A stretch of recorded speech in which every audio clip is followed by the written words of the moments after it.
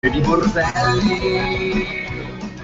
Amici sportivi di Radio Padania, buon pomeriggio a tutti, benvenuti a Calcio Parlando. Oggi è sabato 26 aprile 2014, siamo nel pieno della 35esima giornata del campionato di Serie A, perché si è cominciato ieri con l'anticipo dell'Olimpico. La Roma ha battuto il Milan 2-0, la Roma incrementa il suo secondo posto in classifica. Avremo modo di parlare certamente di una squadra che sta sbriciolando i propri record per quanto riguarda ovviamente i punti in un campionato. La Juventus cercherà di rispondere lunedì sera, gioca a Reggio Emilia contro il Sassuolo, non può vincere lo scudetto aritmeticamente come si poteva pensare, magari perché la Roma contro il Milan avrebbe potuto incappare in un ostacolo. Così non è stato. Il gol strepitoso peraltro di Pjanic, poi quello di Gervinho, hanno messo in cassaforte i 3 punti da parte della squadra di Rudy Garcia, e quindi si comincia con la Roma inseguitrice e si chiude con la Juventus capolista questo turno di campionato. Il 35esimo, che questa sera vede l'Inter affrontare il Napoli a San Siro, ore 20:45, preceduta la gara da Bologna-Fiorentina, e domani invece poi le altre partite con il posticipo, peraltro Atalanta-Genoa domani sera.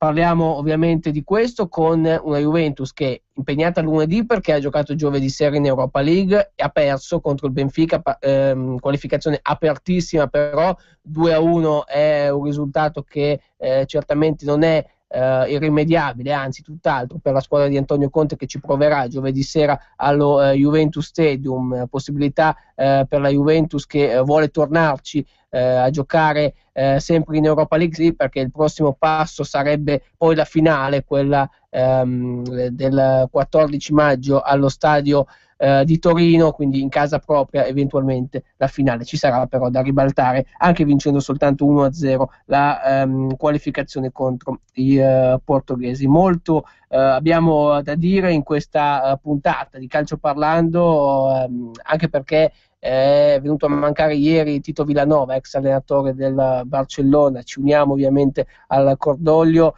45 anni, un tumore, ovviamente storia lunga, purtroppo di oltre 2 anni. Era il 2011 quando l'ex allenatore blaugrana ha cominciato ad accusare i problemi, lui che è succeduto a Guardiola sulla panchina del Barça. Quindi insomma una giornata triste quella di ieri, ma in generale questi giorni, naturalmente, per quanto accaduto. Intanto buon pomeriggio anche a Daniele Amadasi e partiamo anche subito, come di consueto, con il numero della puntata odierna di Calcio Parlando. Daniele.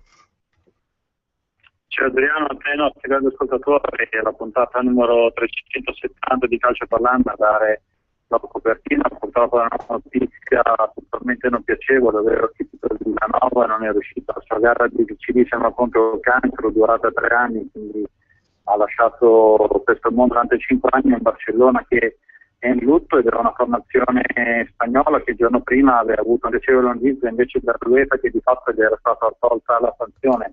Quindi un Barcellona che oltre alla sanzione avrebbe comunque poi potuto fare mercato, quindi cercare di ripartire. Nato è difficile in casa blaugrana, ieri invece è arrivata questa brutta nota. Poi in serata si è aperta questa 4 giorni di campionato con la Roma e Milan 2-0. Hai detto giustamente bene te dello strepitoso gol di Pjanic, poi c'è stato nei raddoppi di Gervinho, seppure la rete sia stata viziata da una posizione in fuori gioco. Da segnalare che la Roma, arrivando a 85 punti, ha battuto proprio il record assoluto per i punti fatti nella massima serie, non a vittorie di fila, come invece il Milan ritrova la sconfitta dopo 5 vittorie di fila, soprattutto alla vigilia della al derby contro l'Inter, e poi si riaprono le varie polemiche in casa rossonera, quindi se lo parli anche Balotelli ieri autore di un'altra pessima prova, per cui per parlare di Serie A, parlare poi sicuramente anche della settimana europea. Quando parlo io? Tra martedì e giovedì le gare di andata delle semifinali di Champions League e Europa League, e poi daremo anche uno spazio senza seguirima giornata. Si gioca anche il match clou tra Latina e Palermo, dove la formazione prima da classe va a affrontare una matricola terribile come quella laziale, che sta facendo un ottimo campionato e che si trova al secondo posto. Una serie di ieri per la cronaca, visto anche i due anticipi 0-0, Modena Ternana 3-3, con una gara molto particolare, soprattutto con due reti al minuto 95 e uno addirittura al minuto 98, quello che ha permesso al Modena di non perdere una contro la Ternana di sera. Sì, quindi due anticipi di Serie B, ne parleremo anche perché, come ricordavi, ecco, la partita di ieri infarcita di gol, 6 Modena Ternana, peraltro 10 minuti alla fine si era sull'1-1, poi ci sono stati due gol, uno al 95esimo, l'altro addirittura al 98esimo su calcio di punizione, la rete che ha sigillato il 3-3 definitivo. Però parliamo di due squadre che hanno infilato una serie positiva piuttosto lunga. Resiste quella del Modena, si era spezzata alcune giornate fa quella della Ternana. Ecco, in ogni caso due squadre in grandissima salute, quelle di ieri. Per tornare invece alla Serie A, una panoramica veloce l'abbiamo fatta, poi ovviamente saremo più specifici per quel che riguarda la giornata odierna, la 35esima, con questo testa coda, peraltro quasi Sassuolo-Juve che chiuderà il turno. Roma-Milan però ieri, Roma che ha giocato una partita anche se vogliamo contraddittoria nella prima mezz'ora, così magari sorniona. La squadra di Rudy Garcia ha colpito un gol davvero strepitoso, quello di Miralem Pjanic, si è bevuto tre avversari e poi ha siglato la rete del vantaggio, raddoppiata da Gervinho dopo un'azione altrettanto efficace da parte della Roma, con Totti che è andato alla conclusione respinta a maldestra da parte di Abbiati. Sulla ribattuta c'è stato il tapin vincente di Gervinho. Una Roma che continua a volare, Roma che con i suoi 85 punti ha toccato una quota, ma l'abbiamo detto più e più volte, per la quale sarebbe sufficiente anche in condizioni normali vincere il campionato, così lo è stato negli anni precedenti. C'è una Juventus che però punta a quota 100, punta alla quota dei record e magari anche a un punteggio che è necessario, perché poi parliamo di questa quota 100 come di uno sfizio, però Daniele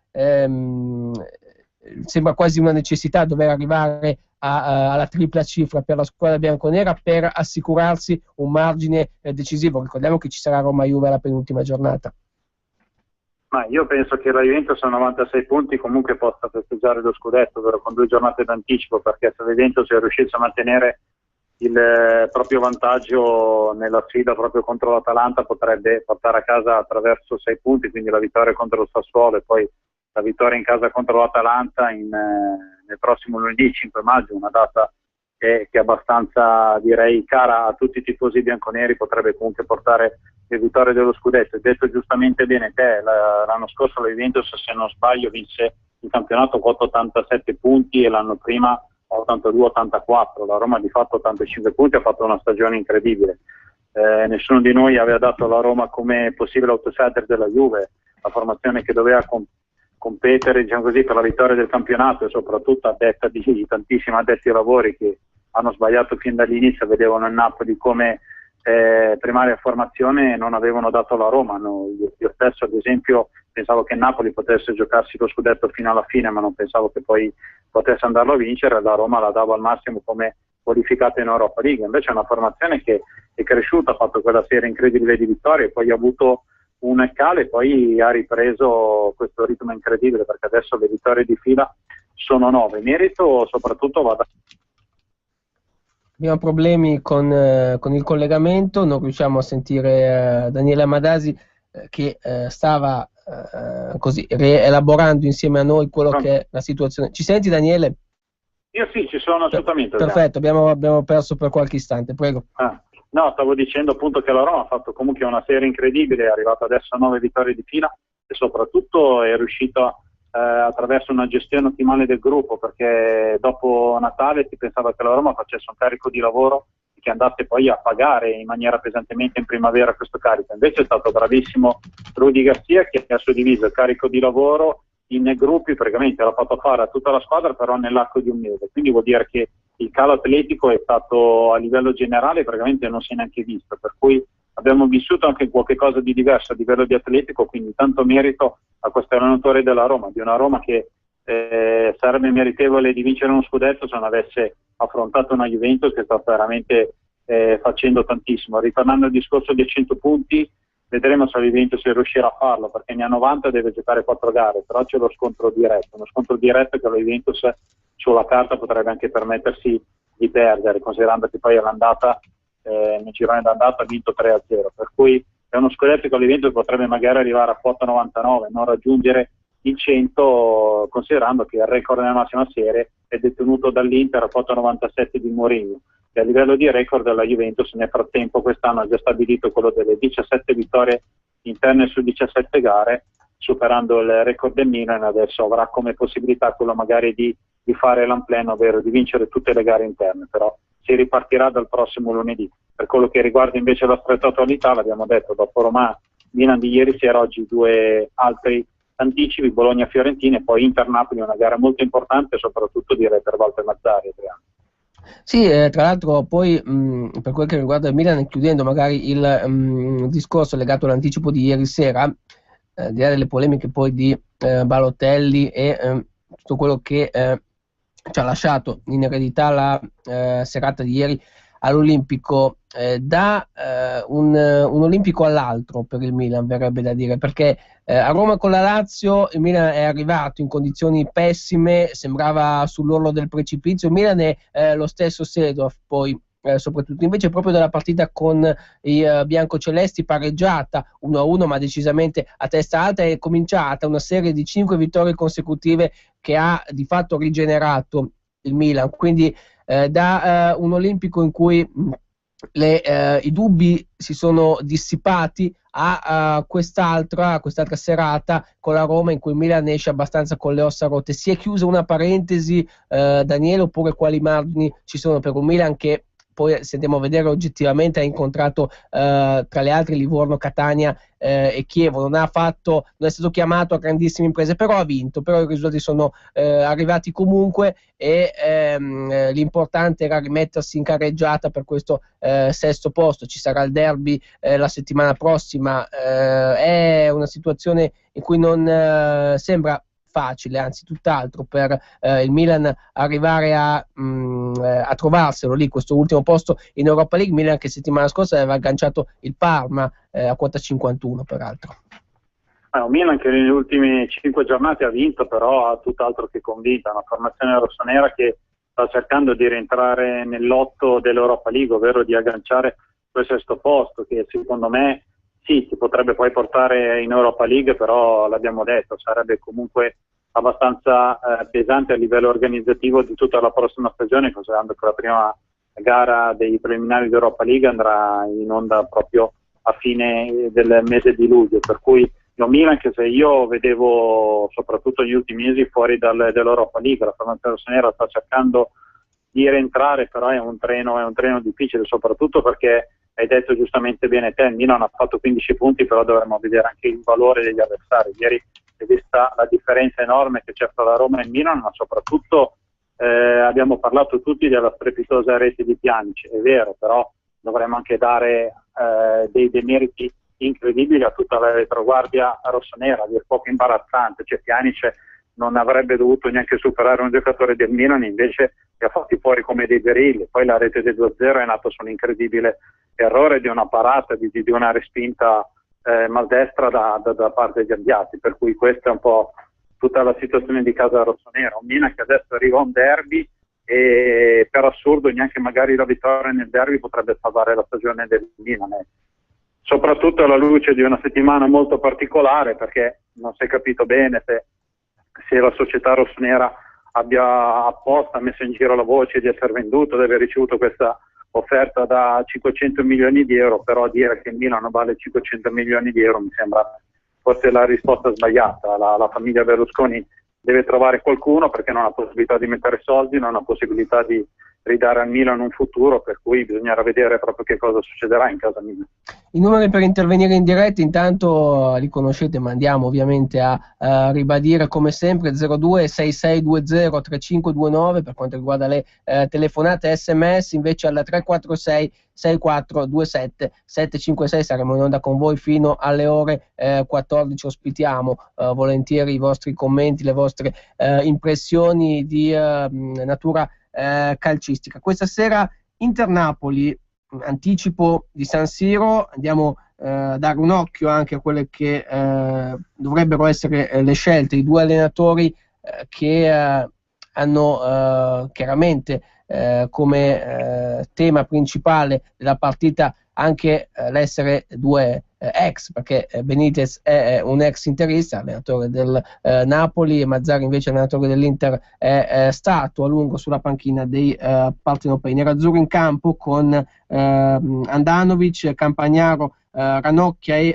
Marco Andreoli. Questa è la novità, prima volta di Andreoli dal primo minuto con l'Inter. D'Ambrosio, Hernanes, Cambiasso, Kovacic e Nagatomo a centrocampo, Icardi e Palacio invece di punta. La risposta del Napoli: Reina, Enrique, Brito, Salbiol, Gulam, Hiller, Jorginho, Callejon, Hamsik e Mertes. Dietro invece a Higuain, unica punta. Arbitro Rizzoli questa sera. C'è un Inter che vuole farsi trovare pronta a questo appuntamento con una grande, un Inter che non ha mai battuto le cosiddette grandi del campionato. Quest'anno Juventus, Roma e Napoli. Ha battuto 2 volte la Fiorentina, squadra che gli sta davanti in classifica. Potrebbe, chissà, magari essere perfezionato un aggancio, addirittura un sorpasso questa sera, in considerazione del fatto che la Fiorentina giocherà alle ore 18 sul campo di Bologna, l'Inter invece poche ore dopo contro il Napoli a San Siro. Una partita comunque scoppiettante sotto molti punti di vista. Sì, soprattutto perché la gara del pomeriggio fra Bologna e Fiorentina, diciamo così, potrebbe essere quasi la gara da classico pareggio nella serie, un punto a testa e siamo contenti tutti e due. L'Inter in quel caso potrebbe comunque poi, in caso di vittoria contro il Napoli, recuperare molto bene, soprattutto a livello di classifica. Considerando che, l'abbiamo detto tante volte, il quarto posto sulla carta porterebbe l'Inter quantomeno ad evitare la fase playoff. Il tutto però dipende poi dalla finale di Coppa Italia, perché la Fiorentina potrebbe anche scalare al quinto posto, poi però superando il Napoli in finale di Coppa Italia si garantirebbe l'accesso direttamente alla fase a gironi, evitando i playoff. Per cui è una gara molto particolare. Giustamente hai ricordato bene te che c'è anche un trascorso di Benitez a Milano non certo positivo, e soprattutto c'è Mazzarri che probabilmente vuole cercare un po' di dimostrare qualche cosa nei confronti di un Napoli. Mazzarri è andato via da Napoli dopo tanti anni vincendo soltanto una Coppa Italia. Inter quest'anno al massimo potrebbe eguagliare fatto quanto da Mazzarri a Napoli, considerando però l'incredibile differenza economica di quello che è stato speso quest'anno per dare a Mazzarri una squadra che doveva competere per lo scudetto, invece è naufragata, viceversa a quello che era, diciamo così, l'importo economico con cui Mazzarri aveva, diciamo, a disposizione, ha avuto a disposizione quando allenava il Napoli. Quindi è una gara molto particolare, vedremo che cosa succederà. Dal mio punto di vista, ma soprattutto anche direi sono in sintonia con quello che sono un po' tutte le varie quote dei bookmakers, e considero l'Inter favorita alla vittoria. Potrebbe essere un turno direi molto favorevole per l'Inter per cercare di recuperare punti nei confronti di una Fiorentina, il tutto considerando che poi, l'abbiamo detto, settimana prossima ci sarà un derby molto particolare, perché per l'Inter potrebbe essere magari anche la vittoria di un derby, quindi importante soprattutto per cercare la rincorsa al quarto posto ed estromettere in maniera definitiva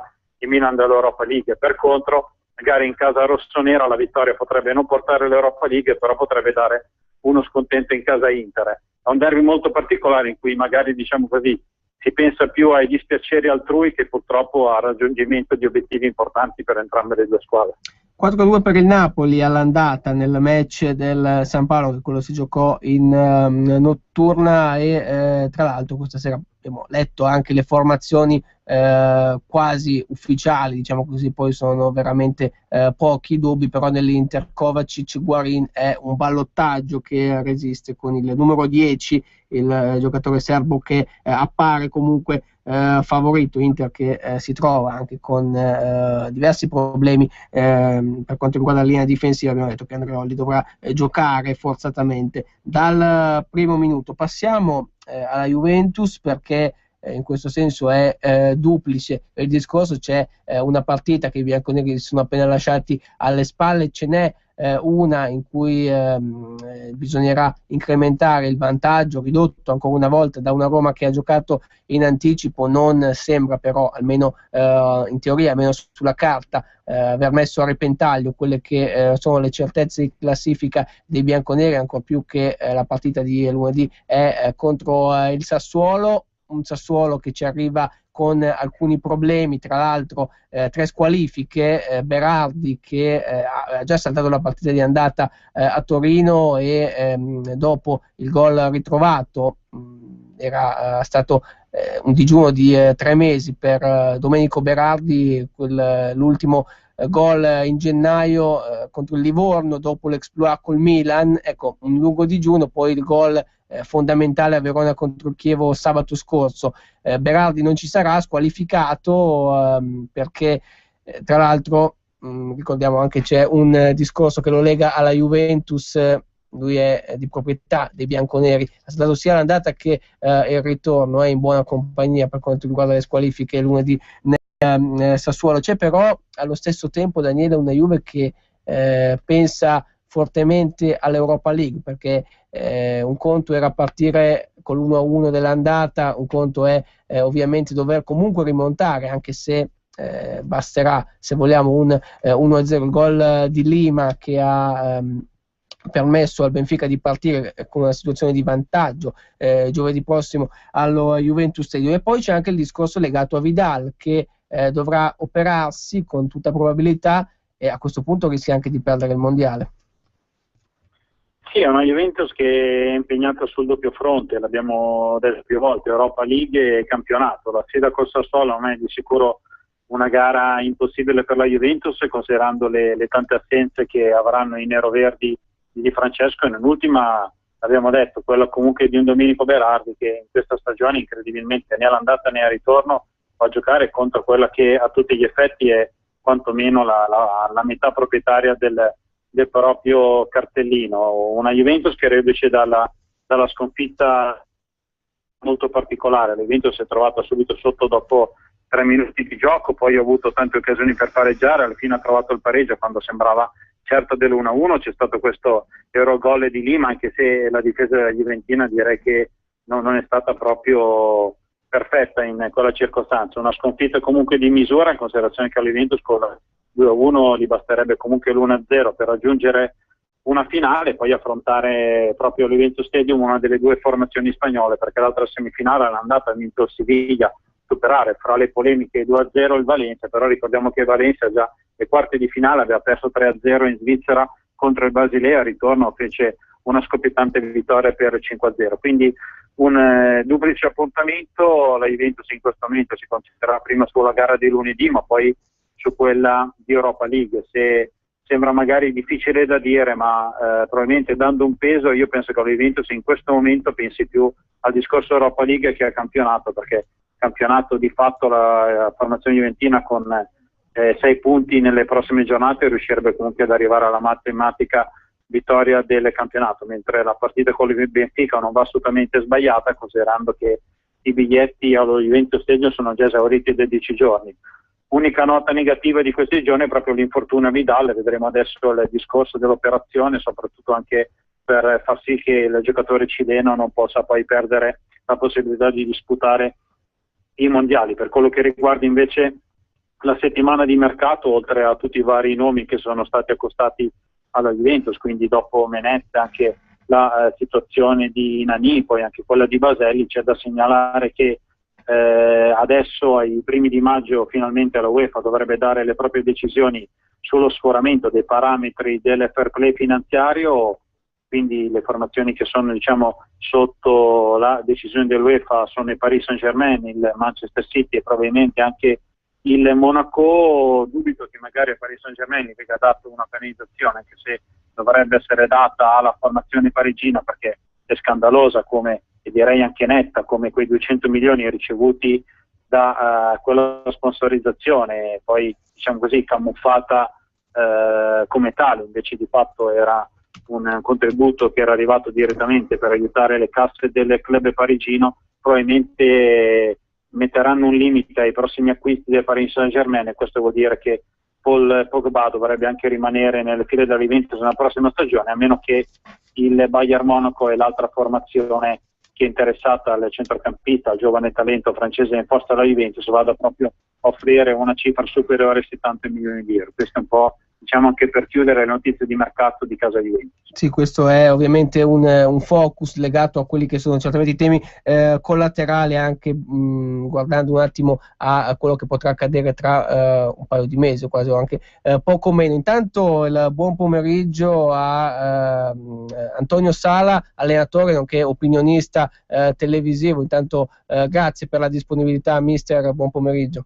Prego, buon pomeriggio a voi. E dunque partiamo da questa Juve, perché è un discorso, se vogliamo, contraddittorio quello che ci è toccato fare nelle ultime settimane, nel senso che prima si parlava di una Juve che non aveva in mente nient'altro che l'obiettivo dei 100 punti in campionato. Adesso la partita di Reggio Emilia col Sassuolo passa quasi in secondo piano, perché chiaramente lo stimolo di dover rimontare il Benfica a Torino giovedì è grande e sta prendendo parte dei pensieri di Conte, della squadra, anche per quello che è legato alla situazione dei singoli. Abbiamo detto di Vidal, al di là del giocatore cileno, che è un problema abbastanza serio, ma poi Tevez, che comunque viene centellinato, no, in queste partite. Ecco, Juve che ha cambiato rotta, se vogliamo. Mi sembra giusto perché la Juventus ormai diciamo che ormai è campione d'Italia, solo un terremoto potrebbe cambiare il verdetto del campionato, per cui arrivare a 100 punti è effimero ed è un risultato effimero a se stesso. L'importante invece è vincere l'Europa League, vuoi perché ne beneficerebbe tutto il calcio italiano, perché a livello europeo si riuscirebbe a scalare qualche posizione in classifica, ma poi soprattutto perché la Juventus a questo punto qua, potendo giocare la finale in casa, ha la possibilità di fare una grande stagione, vincendo il campionato per la terza volta consecutiva, ed è un'impresa difficilissima. In Italia direi riuscita forse mai, o che io mi ricordi mai, e centrare questa vittoria europea che sicuramente manca da tanti anni. Per cui ritengo giusto il modo di gestire la rosa di Conte, di portare la squadra nelle migliori condizioni alla partita con il Benfica. E poi voglio dire che la partita con il Sassuolo riveste pochissima importanza, o diciamo solo per quanto concerne l'obbligatorietà del campionato, perché ormai i giochi sono fatti. Sì, mister, è un campionato che possiamo considerare, come diceva lei, ormai chiuso, ormai assegnato quasi alla Juventus. C'è una Roma di cui abbiamo parlato prima, che in condizioni normali, se non che si trova davanti un avversario altrettanto, anzi più attrezzato, più in grado di poter vincere, lo sta dimostrando questo scudetto. Roma che ha imbroccato davvero una stagione strepitosa, ma anche viene da dire una Fiorentina che senza gli infortunati Gomez e Pepito Rossi avrebbe potuto aggiungere ulteriori argomenti, no, alla lotta a scudetto. Quindi chiaro che poi il livello del campionato, quando parliamo poi di livello basso, però deve anche tenere conto di questo, io credo. Diciamo che, partendo dalla Roma, diciamo che la Roma ha fatto un grandissimo campionato, una squadra che oggi, se non erro, ha 85 punti, diciamo che se non ci fosse stata questa Juventus stratosferica sarebbe una Roma stratosferica. La Roma stratosferica lo è lo stesso, anche se bisogna tenere in considerazione che non ha competizioni europee, e questo è tanto perché toglie sicuramente concentrazione e forza alla squadra. La vedremo sicuramente l'anno prossimo, però una Roma che ha espresso secondo me un bellissimo calcio, un calcio dove gli appassionati sicuramente lo apprezzano perché gioca sempre per vincere, una Roma propositiva sempre, gioca un calcio estremamente offensivo, per cui complimenti a questa squadra che quest'anno ha fatto veramente divertire chi veramente ama calcio. Per quanto concerne la Fiorentina, sicuramente un gradino sotto alle due, però sicuramente una squadra che è stata sfortunata, ha perso soprattutto gli attaccanti, Gomez e Rossi, che sono due giocatori di primaria importanza, soprattutto per la prima linea dei toscani. Ha fatto sicuramente un buonissimo campionato, oggi ha una partita estremamente difficile perché gioca contro una squadra in lotta per non retrocedere, però se la Fiorentina vuole ambire a un posto in Europa deve sicuramente fare un risultato positivo. Ha sicuramente la possibilità di farlo, mi auguro che lo faccia, anche perché per coronare quel grande campionato che anche la Fiorentina e anche i Viola hanno fatto. Daniele. Do io il benvenuto ad Antonio Sala. Ciao Antonio. Ciao. Senti, analizzando un po' tutte le varie cose positive e negative del campionato, alla luce di questa corsa scudetto 2 fra Juventus e Roma, possiamo definire il Napoli comunque una delusione di questo campionato, soprattutto alla luce dei forti investimenti. È vero, Benitez ha cambiato modulo, però probabilmente ci si aspettava qualcosa di più e non il fatto che la formazione partenopea fosse distante 22 punti dalla vetta della Juventus. E poi giustamente ha segnalato bene che la Roma quest'anno non ha fatto le coppe europee, però il lavoro di Rudy Garcia è stato ottimo perché nessuno pensava che la Roma potesse arrivare a questi traguardi. A questo proposito mi rilaccio invece all'altra formazione che comunque non ha fatto le coppe europee come l'Inter, che probabilmente poteva fare qualcosa di più, considerando che la Fiorentina, hai detto giustamente bene te, quest'anno è stata martoriata dagli infortuni, perché prima i 2 infortuni di Gomez e poi anche l'infortunio a Giuseppe Rossi, per cui forse l'unica, diciamo così, non colpa dell'Inter è il fatto che Mazzarri di fatto per giocare col suo modulo non ha avuto degli esterni, perché Nagatomo e Jonathan direi sono 2 giocatori a dir poco normalissimi, per non usare magari un termine poco simpatico, e direi che D'Ambrosio è tutt'altro che un rinforzo di casa Inter. Ma partiamo dall'Inter, diciamo. L'Inter è sicuramente una formazione, diciamo, per organico inferiore alla Juventus, inferiore alla Roma, però sicuramente ci si poteva attendere qualcosa in più, ci si poteva attendere una formazione che poteva competere benissimo con la Fiorentina, con il Napoli. Invece diciamo è stato un Inter che ha per lunghi tratti del campionato deluso. Non mi è piaciuto sicuramente l'atteggiamento tattico di Mazzarri, il quale non ha mai cambiato in corsa, non ha mai messo secondo me l'inventiva che un allenatore deve mettere, per cui diciamo è stato un Inter abbastanza lineare, un Inter che ha fatto un campionato diciamo mediocre, ed è un Inter che se l'anno prossimo vorrà ambire a entrare nelle prime tre piazze dovrà sicuramente cambiare parecchio e dovrà acquisire una mentalità sicuramente diversa in campo nazionale.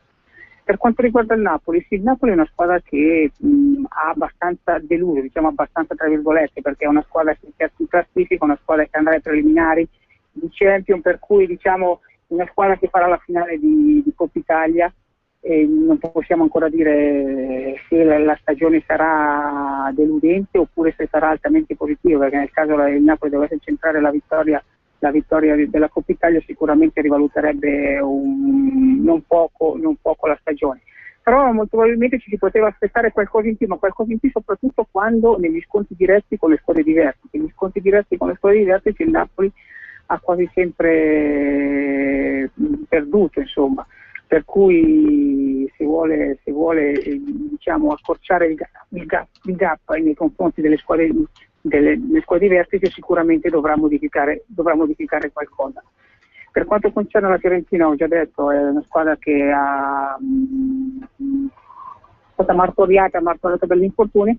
La Roma invece ha espresso un buonissimo calcio, sono d'accordo con te nel senso che Garcia ha fatto sicuramente un grandissimo campionato, ma soprattutto ha saputo gestire al meglio il gruppo, ha saputo far rendere al meglio tutti i giocatori, ha preso questo Gervinho che diciamo ai più era, non dico sconosciuto ma quasi, è diventato un giocatore quasi insostituibile, un giocatore bellissimo da vedere nel momento in cui gli viene lasciata profondità. La Roma vista anche ieri sera è stata per lunghi tratti padrona del campo. Pjanic ci ha fatto vedere, a parte il gol di ieri, che è stato un gol da copertina, ma soprattutto come ha gestito la palla. Il Milan diciamo è stato poche volte in partita, non l'ha presa quasi mai, e la Roma ha fatto vedere di che pasta è fatta. Totti, che ha ormai 38 anni, ha fatto vedere ancora di essere un grandissimo giocatore, per cui complimenti a questa squadra che secondo me è la vera sorpresa del campionato. Mister, un pensiero anche da parte sua su Tito Villanova, che è scomparso ieri dopo una lunga malattia. Abbiamo fatto anche un excursus rapido di quello che è stato il suo calvario, ma soprattutto poi ci piace ricordarlo come un allenatore del Barcellona che ha sempre, ovviamente per 30 anni peraltro, gravitato attorno all'ambiente blaugrana, anche quando magari la situazione era così anche travolta dalle polemiche stilettate tra allenatori ai tempi di Mourinho, Guardiola e così via. Ecco, lui si è sempre comunque estraniato da questo tipo di contesti, no? Ricorderete poi anche gli scontri anche fisici durante un Real Madrid-Barcellona, se non vado errato un classico di alcuni anni fa con Mourinho. Ecco, Villanova ha sempre pacato, no? Nell'affrontare e nel gestire ogni situazione, mister. Guarda, io ti voglio dire semplicemente questo in poche parole. Io non ho avuto la fortuna, diciamo, di conoscerlo personalmente, per cui faccio fatica a giudicarlo. Poi in questi momenti è sempre facile dare elogi, però mi rifaccio soprattutto a chi ha potuto lavorare con lui. E mi rifaccio soprattutto ai giocatori del Barcellona che hanno espresso, diciamo, giudizi veramente lusinghieri sotto l'aspetto della persona, sotto l'aspetto dell'uomo, sotto tutti gli aspetti. Inoltre, e chiudo, c'è da dire che quando una persona di 45 anni, e questo mi riferisco a tutti, e viene a mancare, lascia sicuramente un grande vuoto, un grande rimpianto da parte di tutti, soprattutto per i familiari, per i conoscenti, per tutto. Per cui diciamo grande rispetto per la persona, e poi diciamo che tutto il resto lasciamolo soprattutto dire a chi ha potuto veramente viverlo da vicino. Certo, un pensiero naturalmente che rinnoviamo anche da parte nostra per quel che riguarda Tito Villanova, un grande persona, come abbiamo più volte avuto modo di poter dire. Mister, una notizia di oggi, tra l'altro molto curiosa, che è emersa per quanto riguarda il campionato di Serie B, il Siena con Beretta che ha deciso di attuare, no, questo tipo di novità, cioè la squadra si ritrova allo stadio. Oggi c'è Siena-Carpi, niente ritiro, direttamente al Franchi l'appuntamento per i giocatori, un'innovazione se vogliamo, o magari un ritorno al passato. Certamente una volta si faceva così, in Inghilterra si fa ancora così. Ecco, volevo anche capire da parte sua, che è un addetto ai lavori, questa decisione di Mario Beretta come si può inquadrare? Allora, tanto quando parlo di Siena parlo della mia ex squadra, una squadra che ho allenato per qualche anno, portandola in Serie B, per cui sono molto legata ai colori bianconeri. Per quanto concerne questa scelta, allora due sono le considerazioni da fare. Una, se è un input societario, perché Siena naviga in non buone condizioni economiche, visto anche i punti di penalizzazione che continua a prendere.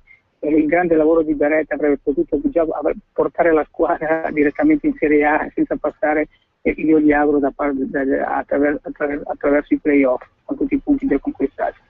Se invece la scelta è una scelta dettata dal suo modo di pensare, dal suo modo di interpretare il calcio, direi che ci sta, perché se vogliamo parlare di professionisti, anche se in Italia diciamo è abbastanza anomala, e una volta il Milan di Ancelotti la fece, c'è un po' perso una partita in casa, per cui la domenica successiva si tornò ad andare tutto in ritiro, perché poi è facile additare al fatto di non essere in ritiro a una mancanza di concentrazione alla sconfitta della squadra. Per cui se la scelta è dettata da un modo di pensare dell'allenatore, pensando di avere a disposizione una squadra matura di professionisti esemplari che stando a casa con le loro famiglie possono trovare anche la giusta concentrazione, trovandosi per il pranzo pre-partita, diciamo che la condivido appieno. Se dovesse essere un'imposizione oppure un passaggio obbligato per vari motivi, allora mi lascia alquanto perplesso per un po' tutta la stagione del Siena, un po' per tutto quello che è successo a Siena in questi ultimi 2 anni. Mister, lei ha avuto una storia travagliata col Mantova quest'anno, seconda divisione, era approdato sulla panchina dei Virgiliani la scorsa estate, poi due esoneri, l'hanno richiamata per poi mandarla via il 10 di novembre. Ecco, il Mantova adesso in seconda divisione girone A si trova davvero tra coloro che sono sospesi, perché 8° posto, però è l'ultimo disponibile per evitare i playoff, per non rischiare fino all'ultimo la retrocessione in Serie D. Tra l'altro non è nemmeno un bel calendario il Mantova, perché dovrà giocare contro la Spal domani e soprattutto questa sorta di spareggio anticipato contro la Torres la settimana prossima. Ecco, in che mani ha lasciato il Mantova, no? A parte disgraziare Sabatini? Sono arrivato a Mantova con grandi ambizioni, con grandi aspirazioni, però poi è successo, adesso ci vorrebbe una trasmissione intera per poter parlare di tutto quello che è successo.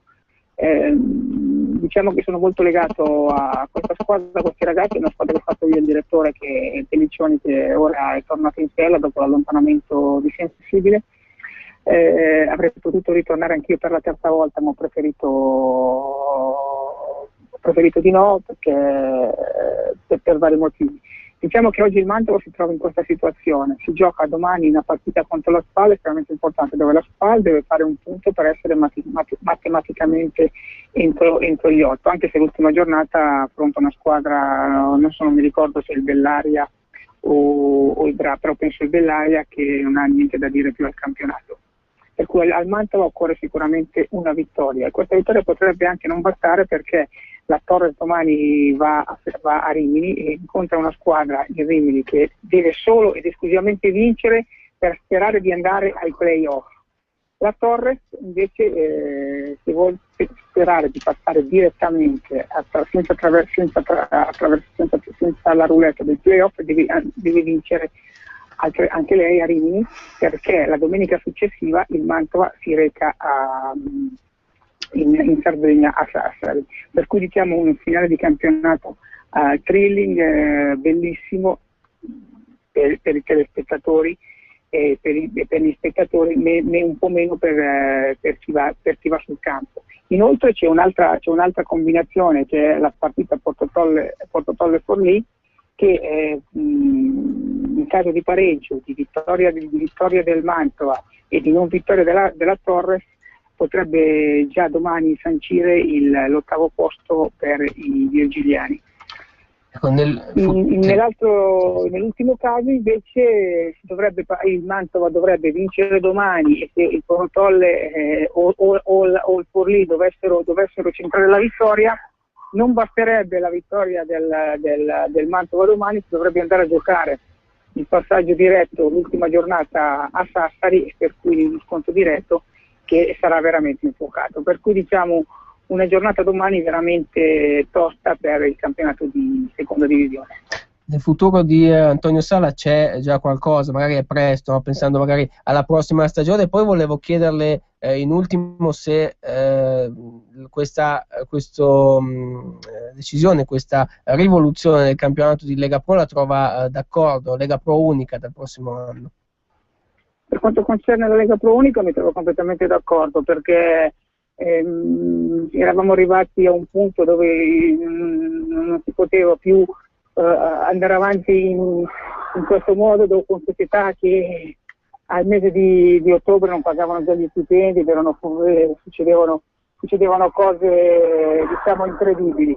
Diciamo che il calcio lo deve fare chi veramente lo vuol fare a livello serio, perché è una cosa seria, perché ci sono in gioco il futuro e il presente di molti ragazzi giovani che bazzicano in queste categorie e non essendoci ingaggi importanti hanno bisogno che ogni fine mese ci possa essere veramente da parte della società il rispetto degli impegni assunti a suo tempo, per cui ci devono essere un'area professionista in grado di fare veramente il professionista. Chi non può fare il professionista è giusto che faccia i dilettanti, non faccia il campionato professionista, dove tutti che fanno questo lavoro per professione hanno il diritto che gli impegni assunti da parte delle società vengano rispettati, per cui ritengo che sia veramente una scelta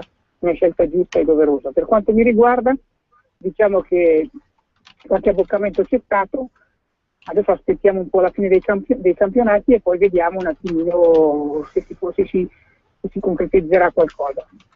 Certo, vedremo naturalmente, in bocca al lupo anche a lei per il futuro professionale, già ovviamente per il prossimo anno, una panchina di Lega Pro, quello che sarà appunto un campionato unico senza distinzione tra prima e seconda divisione, un po' un anno zero il prossimo, come abbiamo detto. Mister, grazie per la disponibilità, buon proseguimento di giornata, alla prossima. Grazie a voi e buona giornata. Dunque un saluto ad Antonio Sala, ex allenatore del Mantova, del Cagliari, del Siena, di molte altre squadre, recentemente però dei Virgiliani, visto che ha guidato la squadra lombarda di seconda divisione per uno scorcio di questa stagione, 2 esoneri quest'anno per Antonio Sala. Andiamo verso la chiusura, ci avviamo a grandi passi verso le ore 14. Daniele, però abbiamo ancora un campionato di Serie B su cui andare a spendere qualche parola. Ieri abbiamo detto pirotecnico pareggio tra Ternana e Modena, 3-3 è stato allo Stadio Braglia, con questo finale davvero incandescente, 1-1 fino a 10 minuti alla fine, poi è successo davvero di tutto nel finale. 0-0 a Pescara, dove il Novara ha portato via almeno un punticino buono per la zona salvezza. E le partite di oggi, andiamo a vedere anche il quadro: Avellino Crotone, Cesena Brescia, Empoli Spezia, Latina Palermo, Padova Bari, Regina Cittadella, Siena Carpi, Trapani Juve Stabia e Varese Lanciano. Attenzione a due cose, perché la Juve Stabia oggi potrebbe matematicamente retrocedere nel caso dovesse perdere sul campo di Trapani, mentre il Palermo potrebbe già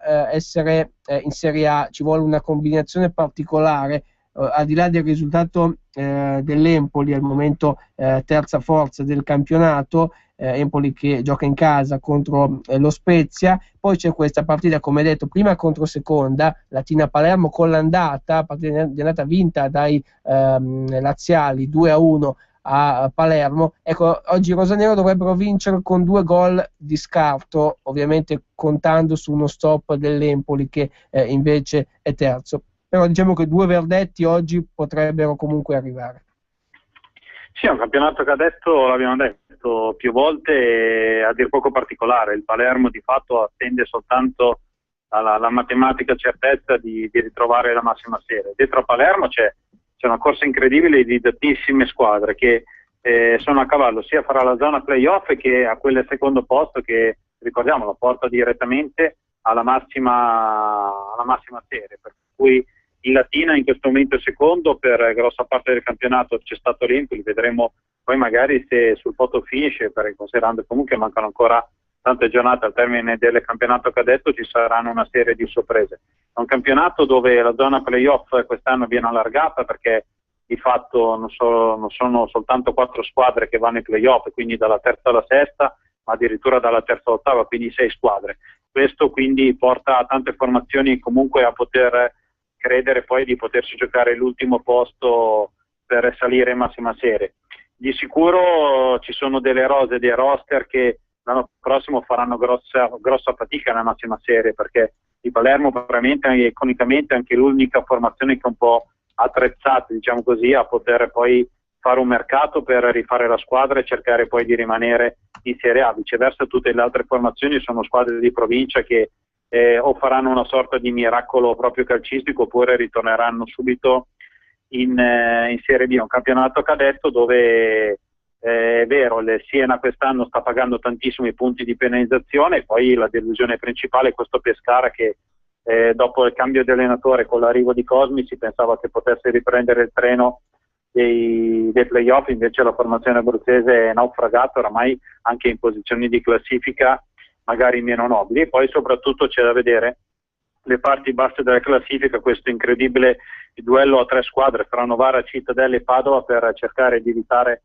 magari il terzultimo posto e quindi poi giocarsi la permanenza sempre in Serie B, per cui tanti spunti che potrebbero arrivare già da questa giornata numero 36, l'abbiamo detto ieri, 2 anticipi e tante gare interessanti, perché oltre al match clou fra Latina e Palermo si giocheranno Avellino Crotone, Cesena Brescia, Empoli Spezia, Padova Bari, Regina Cittadella, Siena Carpi, Trapani Juve Stabia e Varese Lanciano. Ora è l'inizio alle 15, quindi fra un'ora si giocheranno in diretta queste 9 gare del campionato cadetto, e ricordiamo quindi a questo punto che a partire dalle ore 17 sui nostri profili Facebook e Twitter, quindi Calcio Parlando RPL, Calcio Parlando, potete trovare tutti i resoconti del campionato cadetto, mentre in serata logicamente riusciremo a mettere i resoconti dei 2 anticipi della massima serie, quindi con Bologna e Fiorentina e poi Internato.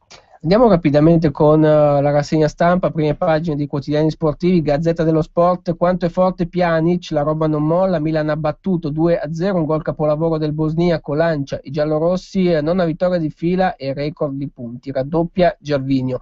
Conte pensa al Benfica, sprint Juve, col Sassuolo sarà turnover, Vidal ginocchio KO, forse dovrà operarsi, e poi l'Inter vuole fare lo sgambetto al Napoli, nerazzurri a caccia del 4º posto, Benitez punta al primato di successi in trasferta, Mazzarri affronta il suo passato e cerca la prima vittoria dell'anno contro una grande, poi farà il tifo per le azzurre nella finale di Coppa Italia con la Viola. Poi a proposito di Fiorentina, Montellamaro, Gomez, un caos, Rossi non è ok, quindi anche una sorta di polemica con lo staff medico appunto per le condizioni del giocatore tedesco. Palermo e Latina, parlando di Serie B, può essere già Serie A, Siena che Austerity, ne abbiamo parlato. Poi in taglio alto, ciao Villanova, eroe del Barça, amico e stratega di Guardiola, sostituì Pep sulla panchina dei catalani vincendo una Lega. Il club dove ha lavorato per 30 anni lo saluta così: sarai ricordato in eterno. È scomparso ieri a Barcellona Villanova, lutto nel calcio, aveva 45 anni, dal 2011 lottava con un cancro.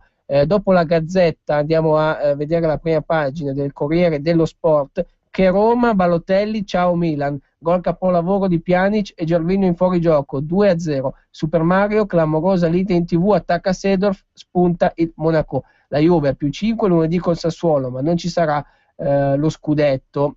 Poi Mazzarri, Benitez a voi, ecco altri 2 anticipi, c'è anche Bologna e Fiorentina. Inter-Napoli, la sfida tra 2 ex, sempre al centro delle polemiche. Poi ancora Ronaldo diventa un ciclone, voglio vincere il mio triplete. Si è reso al cancro, invece addio Villanova, trionfò col Barça, erede di Guardiola, da Messi a Mourinho, il calcio lo piange. Siena senza soldi, si pranza tutti a casa. Da oggi il Palermo può essere promosso, questo è invece il riferimento al campionato di Serie B. Chiudiamo con Tutto Sport, Juve tra Europa League, scudetto e allarme Vidal, operazione finale. Giorni di fuoco per i bianconeri che lunedì a Reggio Emilia con il Sassuolo e giovedì allo Stadium con il Benfica vivranno 2 momenti decisivi della loro stagione. Il cileno al bivio può finire sotto i ferri, ma vuole esserci per l'ultimo atto della Coppa.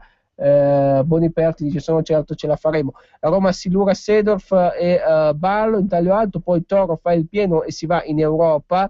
Mazzarri all'Inter, so che cosa serve. Ancora il Barcellona e il calcio piangono Tito Villanova, e poi Serie B, il Palermo pronto a festeggiare la Serie A. Noi ci dobbiamo fermare, però Daniele ricordiamo che il sito calcioparlando.com al momento non è attivo, c'è qualche problema che però contiamo di risolvere. Al di là di quello, i nostri aggiornamenti, come ricordavi tu, sono presenti sui social network di Facebook e di Twitter. E amara parentesi, quest'anno usiamo un termine poco giornalista, abbiamo avuto la sfiga incredibile di dare il nostro sito in mano a un hosting che ce ne sta creando ogni giorno una peggio dell'altra. Ci ha messo fuori linea un mese fa per 10 giorni, adesso siamo ancora fuori linea da 3 giorni, per cui contiamo quanto prima di ritornare in mano e soprattutto di ridare lancio alla nostra redazione. Poi logicamente ci muoveremo anche noi per cercare di cambiare il supporto, e quindi anche nell'era della tecnologia ad avere un servizio che possa finalmente permetterci di stare online e di far vivere tutta una redazione che, oltre alla voce mia e alla tua, Adriano, vede lavorare tante persone, per cui speriamo a breve che calcioparlando.com possa tornare online, e poi logicamente ci muoveremo noi in prima linea per far sì che proprio nell'era tecnologica ci sia qualcuno che possa rispondere quando ci sono delle problematiche a livello tecnico, e quindi possa consentire a una redazione sportiva di vivere quotidianamente il proprio lavoro, piuttosto che magari vederlo bloccato per una serie di giorni, pur avendo la possibilità di lavorare e non poter vedere, diciamo così, frutto e quindi messo online proprio quello che è pronto ad aver fatto. Ci fermiamo dunque, grazie naturalmente Daniele, torneremo lunedì alle ore 21 sempre con Calcio Parlando. All'inizio della nostra settimana saremo in diretta per il live anche di Sassuolo Juventus, posticipo della 35esima giornata. Grazie intanto naturalmente a tutti voi per l'attenzione, al regista Roberto Colombo, un caro saluto anche da Adriano Ancona, buon proseguimento su Radio Padania. Avete ascoltato Calcio Parlando. Quest'anno Pontida si fa in 4. 1, 2, 3, 4 maggio. Quest'anno a Pontida